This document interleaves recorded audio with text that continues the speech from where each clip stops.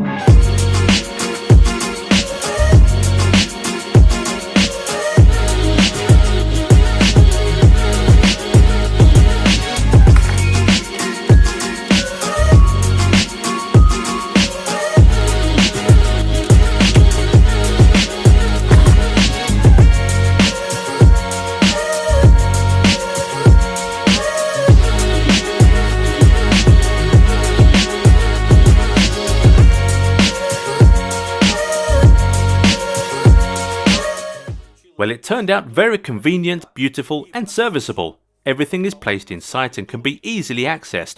It works this way. You take a jar, take out what you need and put it back. You can access every jar very fast and put it back to its place. Moreover, it does not take much space. The same thing works with large jars. All the jars have a large thread in comparison to other jars you might have seen on sale, so it clings quick and easy. I'm impressed.